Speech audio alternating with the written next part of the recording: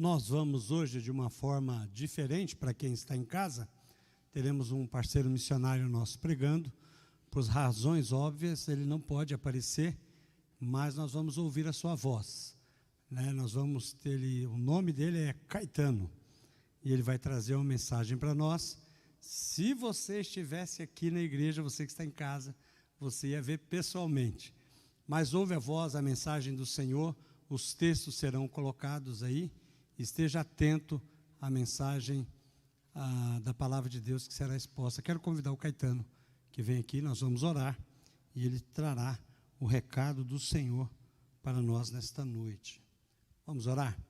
Senhor, em nome de Jesus, nós louvamos o teu santo nome por tudo que aconteceu até aqui e pedimos a Deus que o Senhor continue a nos abençoar, continue a falar conosco através da palavra pregada agora. Usa o teu servo que alcance o coração de todos nós que estamos aqui na igreja e todos que participam pela internet também, que a tua palavra venha de encontro à nossa necessidade. É a nossa oração no nome de Jesus. Amém.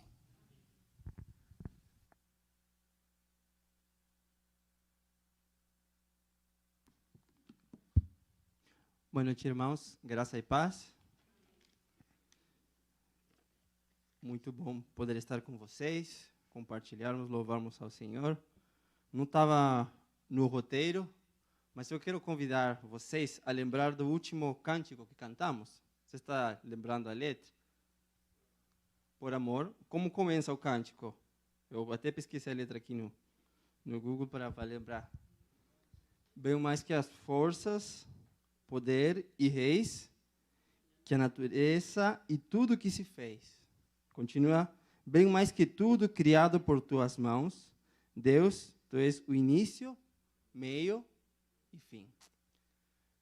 Hoje vamos refletir sobre o Salmo 19. Alguém sabe qual salmo é esse? Já escutou? Já está lembrando? Os céus proclamam a tua glória. Diz mais ou menos assim, eu pesquisei em várias versões, em diferentes línguas, para tentar achar alguns matizes. E, por exemplo, na versão NVT, diz, os céus proclamam a glória de Deus. Em outra versão, nós temos, os céus manifestam a glória de Deus. Mas a questão aqui é o que acontece, justamente, né, que os céus manifestam a glória de Deus. O firmamento demonstra o poder, a obra das suas mãos, a habilidade das suas mãos, em outras versões. Agora, antes de começarmos a conversar mais a respeito do texto bíblico, eu quero te fazer uma pergunta. Se nós fôssemos definir, sim? Se nós fôssemos... tá, ok. Isso, obrigado. Se nós fôssemos fazer algumas definições, por exemplo, uma bola de futebol. Alguém aqui poderia definir? Imagina que estamos aqui reunidos, cantando, louvando a Deus, e chega uma luz do céu e desce um extraterrestre aqui de outro planeta. Nunca vai acontecer isso, obviamente, porque extraterrestres não vêm para a igreja. Mas imagina que ele chega aqui e entra aí pela porta. Sim? Com essas 5 pernas, entra aqui, entra e pergunta aqui, eu encontrei isso aqui na rua, mas o que é? Quem poderia definir o que é uma bola de futebol? Acho que quase todos nós poderíamos. Olha, é uma coisa que dá para chutar, se você tem um gol, né? Aí a gente pode explicar as regras do futebol, ou como que funciona, fazer ele torcer por algum time do coração. Agora, se a gente fosse falar da glória de Deus, como nós podemos definir a glória de Deus? E não precisa me responder, mas pensa ali, quantos de vocês conseguem definir com facilidade o que é a glória de Deus? Você está no ônibus, tem uma pessoa do seu lado, está lendo um folheto. Sim? E aí ela começa a ler e pergunta, glória de Deus. E você está escutando o que essa pessoa está falando. O que é a glória de Deus? Não estou entendendo. Glória? Quem é a glória? Aí você tem a oportunidade, então, de você poder explicar. Me desculpe, eu estou ouvindo aqui, não quero me intrometer nos seus pensamentos, mas eu escutei e eu gostaria de poder ajudá-la a entender isso. A glória de Deus é... Vamos lá, quem se arrisca? Agora sim. Alguém poderia me definir o que é a glória de Deus, sem ser os pastores? É interessante que eu sempre tive dificuldade por tentar definir e entender esse conceito. Eu não sei se você teve a mesma dificuldade ou ainda tem. Mas, quando a gente lê o primeiro versículo aqui, nós temos... Vamos ler juntos? Eu gosto que a gente possa ler juntos. 1, 2 e 3. Os céus declaram a glória de Deus. O firmamento proclama a obra das suas mãos. Então, de alguma forma, os céus, eles mostram um pouco do que é a glória de Deus. Talvez a gente não vai conseguir entender na sua plenitude. Porque justamente a glória, a grandeza de Deus, a glória de Deus, a sua presença, a sua santidade, todos os atributos de Deus, tudo isso fazem parte da glória de Deus, do que Ele é. E nós somos humanos limitados, somos muito menos do que uma formiga no mundo de gigantes. Um Deus eterno, um Deus infinito, um Deus além do que nós podemos sequer imaginar. Então, como nós poderemos tentar entender Deus na sua plenitude? Concordam comigo? Mas nós podemos ver alguns traços, algumas matizes, algumas luzes, sim, na criação da glória de Deus. E acho que muitos já escutaram sobre isso. O salmista continua dizendo, vamos ler, continuar lendo juntos? Um dia fala disso a outro dia. Uma noite o revela a outra noite. Sem discurso nem palavras, não se ouve a sua voz. Mas a sua voz ressoa por toda a terra e as suas palavras até os confins do mundo. Nos céus ele armou uma tenda para o sol, que é como um novo que sai do seu aposento e se lança em sua carreira com a alegria de um herói. Sai de uma extremidade dos céus e faz o seu trajeto até a outra. Nada escapa a seu calor. A lei do Senhor perfeita e revigora a alma.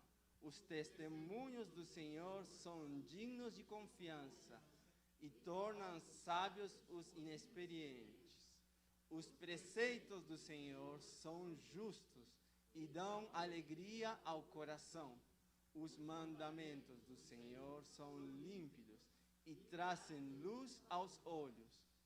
O temor do Senhor é puro e dura para sempre.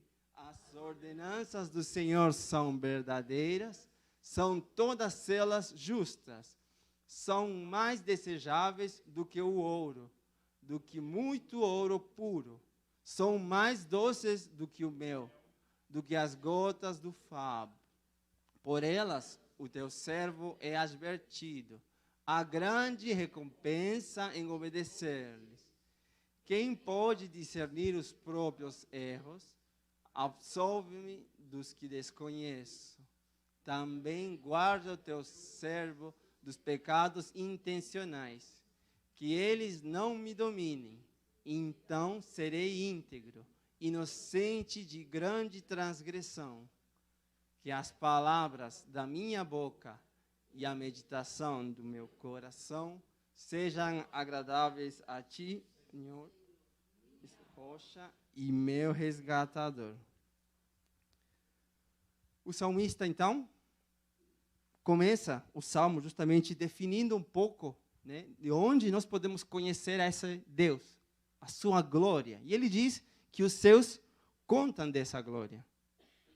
Que as obras das mãos de Deus mostram o seu poder, um pouco pelo menos do seu poder. E de fato, se a gente for na natureza,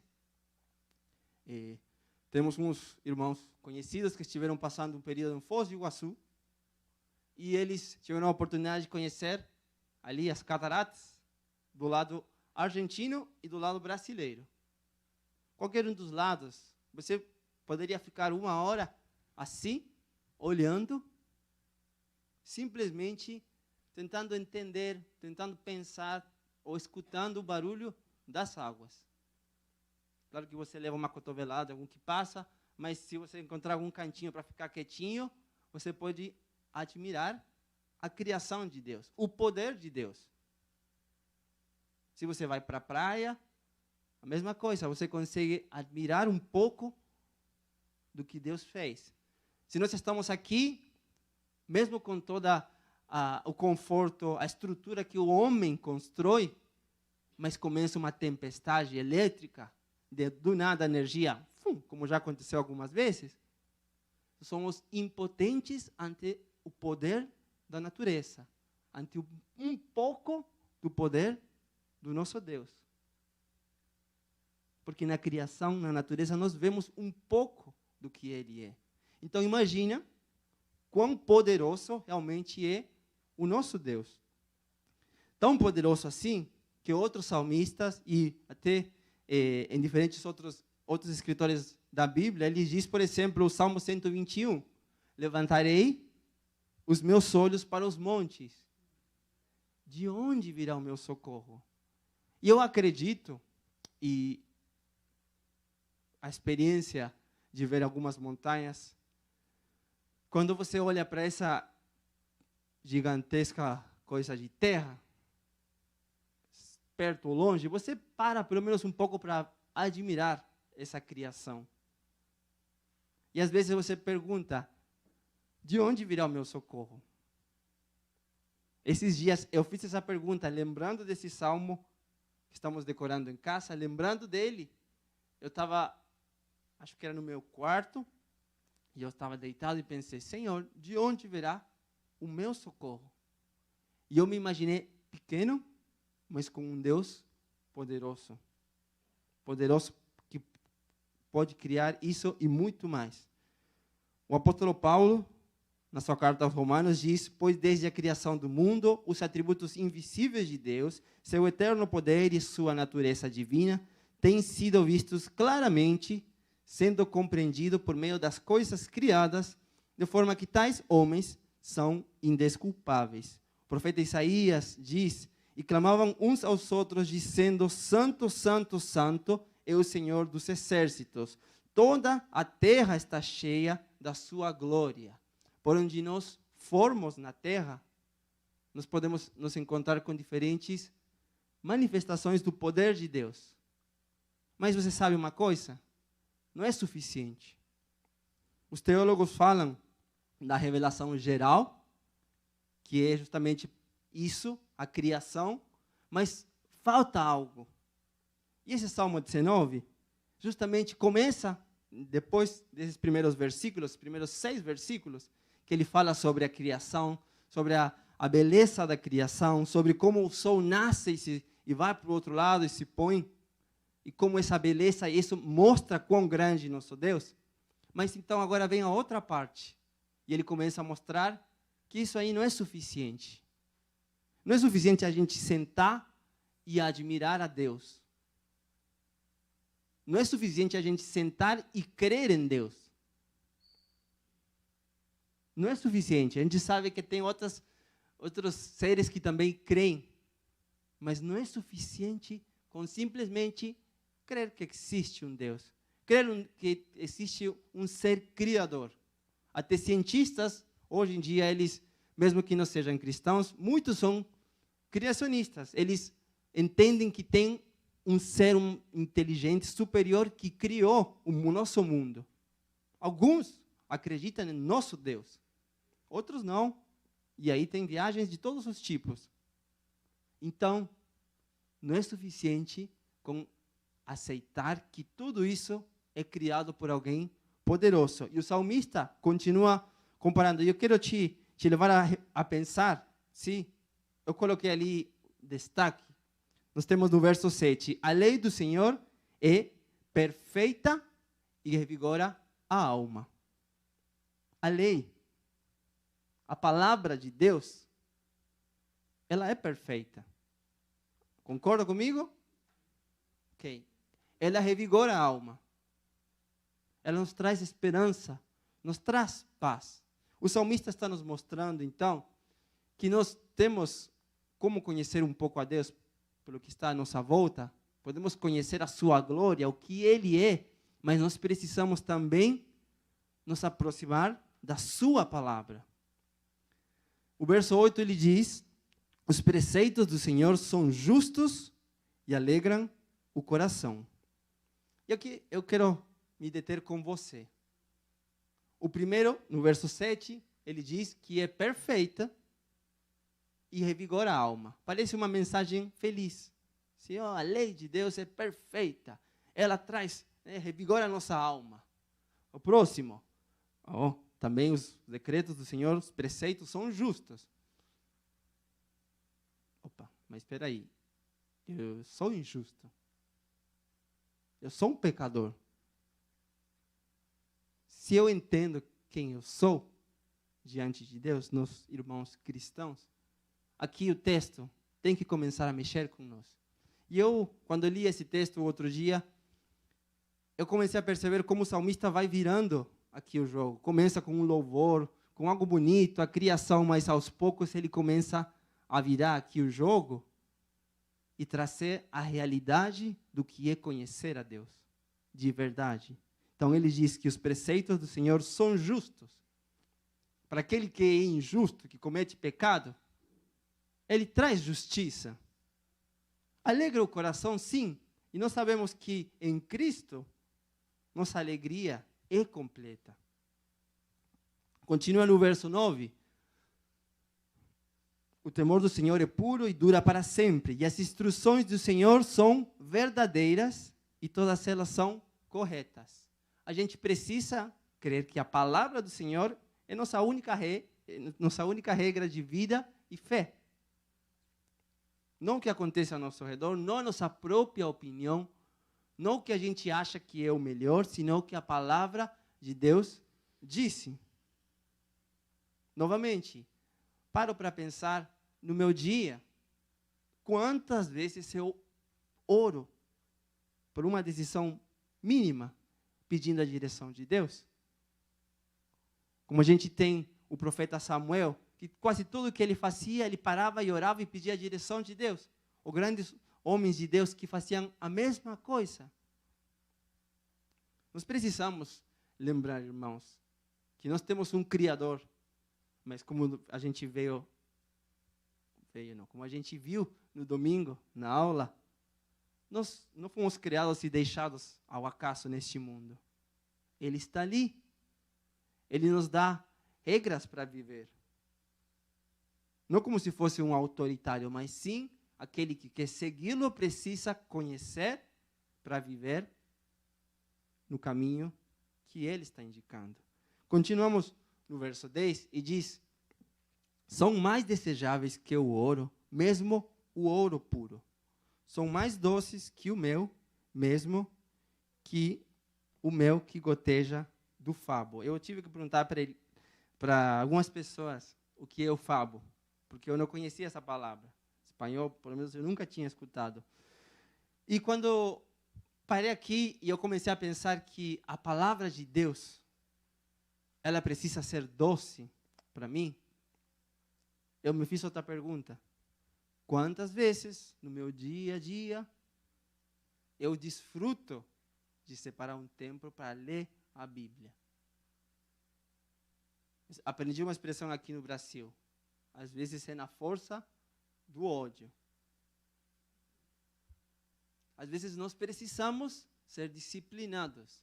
Às vezes nós precisamos nos quebrar a nós mesmos, tomar a nossa cruz e segui-lo. Às vezes é difícil, sim. Às vezes parece que não é doce.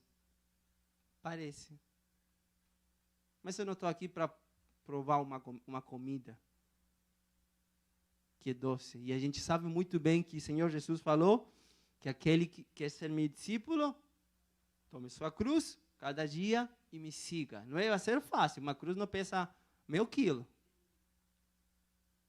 Um fardo que nós levamos é muito mais pesado que esse que nosso Senhor Jesus quer nos dar. Te convido a ler mais uma passagem. Na segunda carta aos Coríntios, no capítulo 4, o apóstolo Paulo diz assim: o Deus desta era cegou o entendimento dos descrentes, para que não vejam a luz do evangelho da glória de Cristo, que é a imagem de Deus. Pois não nos pregamos a nós mesmos, mas a Jesus Cristo, o Senhor, e a nós, como escravos de vocês, por amor de Jesus. Pois Deus, que disse, das trevas resplandeça a luz, Ele mesmo brilhou em nossos corações, para a iluminação do conhecimento da glória de Deus na face de Cristo. E justamente é isso que Hebreus 1 traz aqui. E ele diz que há muito tempo Deus falou muitas vezes e de várias maneiras aos nossos antepassados por meio dos profetas. Mas, nestes últimos tempos, nos fala por meio do Filho. A gente pode conhecer a Deus com a natureza, a gente pode se aproximar da sua palavra, mas nós precisamos ter um encontro real e pessoal com Cristo. E não é que eu me encontrei com Ele semana passada no café e pronto, já está, já conheci Cristo. Não, nós precisamos conhecê-lo, a Cristo, mais e mais, a cada dia. Conhecer a sua palavra. E agora, vou te convidar a pensar nisso e ler essas mesmas comparativas que o salmista faz no verso 7, mas pensando em Cristo como a palavra de Deus. Então, podemos dizer que a palavra, a lei de Deus, a palavra de Deus, que Cristo é perfeito e revigora a nossa alma. É verdade? Podemos dizer que Ele é reto e alegra nosso coração. Ele também nos confronta, nos mostra nosso desvio. Não sei qual é o oposto de reto. Minha limitação na língua. Nós também podemos dizer que Cristo é verdadeiro e é justo. É verdade? Nós podemos dizer que Cristo é mais doce do que o meu é mais puro. Até tem um corinho, um cântico antigo que fala justamente sobre isso, sobre a palavra de Deus, sobre o sabor que é a comunhão que nós temos em Cristo com o Pai.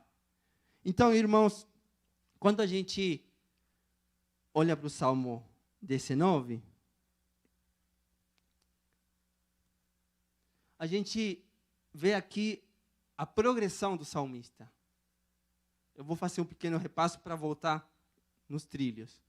Nós temos como o salmista apresenta a criação de Deus como testemunho desse Deus todo-poderoso, da sua glória, da sua santidade, do seu poder, do que Ele é, mas isso não é suficiente. Não é suficiente reconhecer um Deus criador. Não é suficiente crer nele.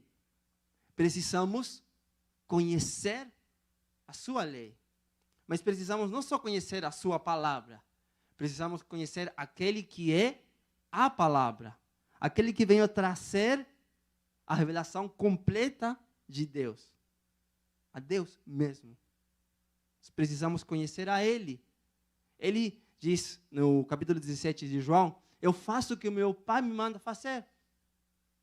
E eu trago a verdade. E qual é a verdade? Que vocês creiam naquele que me enviou. Então, nós temos, irmãos, a responsabilidade de crer em Jesus, de viver nossa vida conhecendo a Jesus. Por isso que o apóstolo Paulo em Romanos continua falando que, portanto, agora já não há condenação para os que estão em Cristo Jesus, porque por meio de Cristo Jesus, a lei do Espírito de vida me libertou da lei do pecado e da morte. E aqui que eu volto para o cântico que nós cantamos. Não tem coisa maior, poder e reis, que a natureza, maior que tudo isso que se fez, bem mais que tudo criado por tuas mãos, Deus, tu és o início, meio e fim. Bem mais que os mares, bem mais que o sol, e as maravilhas que o mundo conheceu, e as riquezas e tesouros desta terra, incomparável és para mim. Por amor, sua vida entregou. Quem? Jesus. Irmãos, nós precisamos, então, como eu falei, ter um encontro pessoal com Cristo. E eu sei que muitos de vocês, todos os que estamos aqui, talvez já tivemos esse encontro pessoal. Mas você tem na sua agenda, todos os dias, aquele encontro com Jesus, marcadinho ali, de tal horário a tal horário, eu sento para ler a minha Bíblia, para conhecê-lo mais. Nesse semestre que nós estivemos fora, nós conhecemos uma pessoa que ele era muçulmano, antigamente, e que ele nos trouxe a pensar uma coisa bem interessante. Ele contava que quando ele estava ali na religião muçulmana, ele lia o Alcorão mais de 15 horas por dia. Olha, vou falar de novo, porque não é brincadeira. Ele lia o Alcorão mais de 15 horas por dia. Ele trabalhava para ler o Alcorão. Esse era o trabalho dele. Por meses, ele se preparou para um trabalho lendo o Alcorão. Era o único que ele fazia e as orações deles. Chegado o momento, os chefes chamaram ele e disseram, ok, agora você tem um trabalho. Qual? Colocar um colete, ir àquele lugar e explodir. Qual que era a preparação desse homem? Qual que era o treino que ele tinha? Ler o Alcorão. Quando ele disse isso, ele trouxe para os dias de hoje, na vida dele, e falou, hoje eu conheço os cristãos leem a Bíblia talvez 2 horas, 3 horas já é muito. E ele perguntou para os que estavam ali, ele falou, quanto vocês leem a Bíblia? Eles têm o costume, irmãos, pela religião deles, daquele que decora mais o Alcorão, é quem está mais perto de Deus, é quem está agradando mais a seu Deus. Então você conhece pessoas que sabem de cor um livro assim, muito parecido, sem dificuldade nenhuma. Porque desde que eles têm 4 anos, 3 anos, eles já começam a ensinar aos filhos. Tanto assim, que quando ele falou isso, eu falei, então eu tenho que fazer alguma coisa. E nós em casa começamos com o nosso filho mais velho. Você vai decorar a Bíblia. Não, mas eu não quero. Não, isso é legal. E a gente começou a ler com ele, e já vamos 2, 3 salmos, e ele está aprendendo, e ele fala como quem falasse uma música. Porque a gente não consegue, tendo a verdade, se empenhar pela verdade. Porque às vezes é tão difícil, meus irmãos. Porque às vezes nós lutamos contra essa dificuldade. E é o que o salmista fala. Ele diz justamente,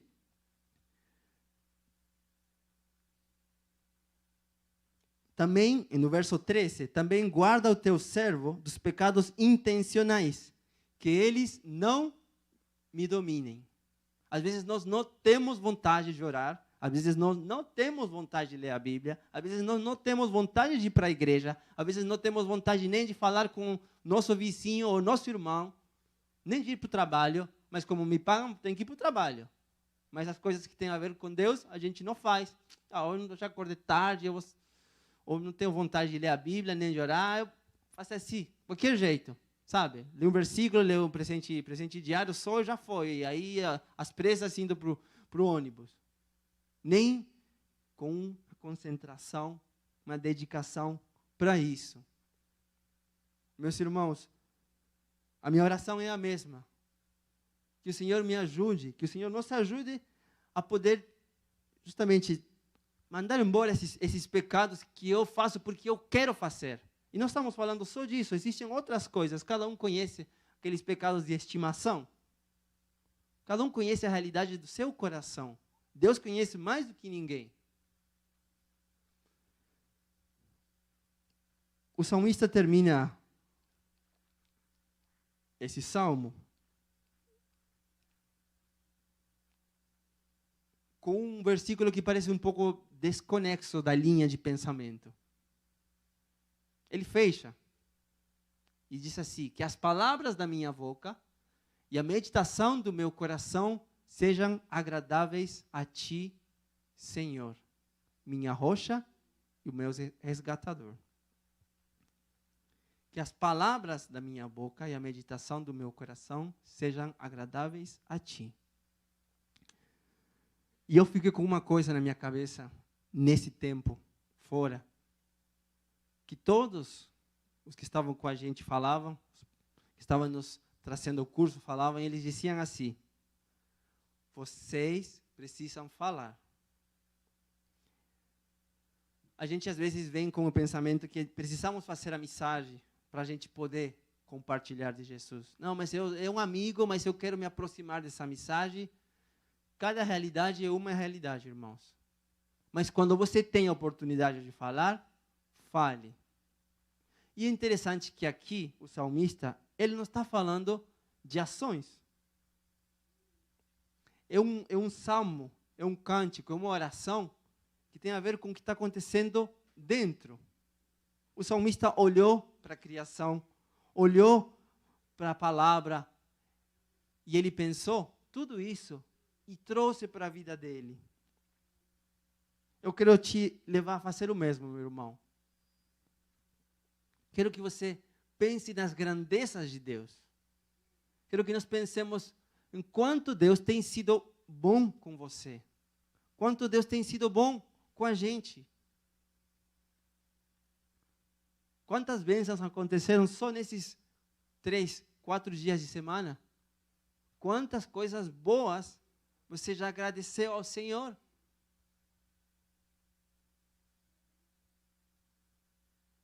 Nós podemos, quando experimentamos a bondade de Deus, nós podemos conhecê-lo mais e mais. Mas não é só quando experimentamos a bondade de Deus. Às vezes nós estamos sofrendo e mesmo assim pensamos que não é algo bom. Mas Ele está ali, junto. E assim nós também o conhecemos mais. Que as palavras da minha boca, mesmo nesses momentos difíceis, e a meditação do meu coração, mesmo quando eu não quero, não tenho vontade de ler, não tenho vontade de ter comunhão com Deus, não tenho vontade de me esforçar por estar e conhecer mais a meu Senhor, sejam agradáveis a Ti. Meus irmãos, nós estamos na mesma luta, nós estamos na mesma caminhada. Não todos os dias são fáceis, não todos os dias são mar de roça, não sei se fala assim, ou cor de roça. Mar de rosas. Não todos os dias são assim. Eu não sei como foi essa semana para você. Talvez teve alguns dias mais difíceis que outros, alguma notícia, alguma coisa. Mas, meu irmão, relembra o que o salmista diz no final desse versículo. Senhor, minha rocha e meu resgatador. Nosso resgatador, nosso redentor,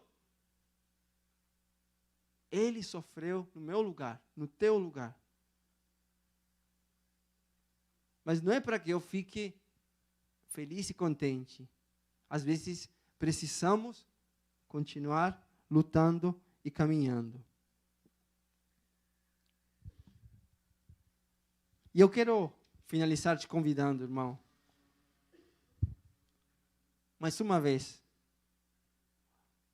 a ficar em pé e vamos ler juntos, como uma oração, esse versículo. Nós temos um grande privilégio, irmãos. Nós temos a palavra de Deus. Nós temos a oportunidade de ter um relacionamento com Ele, por meio do que seu Filho Jesus Cristo fez. E nós podemos, juntos, como igreja, louvá-lo, adorá-lo e conhecê-lo mais. Vamos ler juntos? 1, 2 e 3. Que as palavras da minha boca e a meditação do meu coração sejam agradáveis a Ti, Senhor, minha rocha e meu resgatador. Ó Senhor, muito obrigado, Deus, pela Tua palavra. Obrigado, Deus, porque nós podemos conhecer mais o Senhor por meio dela. Porque nós podemos ter ali, Senhor, muito mais do que poderíamos conhecer, Senhor, de outras formas, do que alguém poderia nos contar sobre Ti, Senhor. Nós podemos ter um relacionamento verdadeiro contigo, Senhor, por meio do que Cristo fez na cruz. Nos ajuda, Deus, a valorar isso a cada dia, Senhor, a poder nos esforçar nessa caminhada, a poder conhecer mais de Ti, Senhor, como cristãos, como membros desse corpo, Pai, que nós possamos orar uns pelos outros, Senhor, que nós possamos estar, Senhor, em unidade, Senhor, em amor, Pai, Te louvando, Te adorando, Senhor, e buscando o Teu santo nome, Pai. Que a Tua glória, Senhor, esteja conosco todos os dias da nossa vida. Em nome de Cristo Jesus. Amém.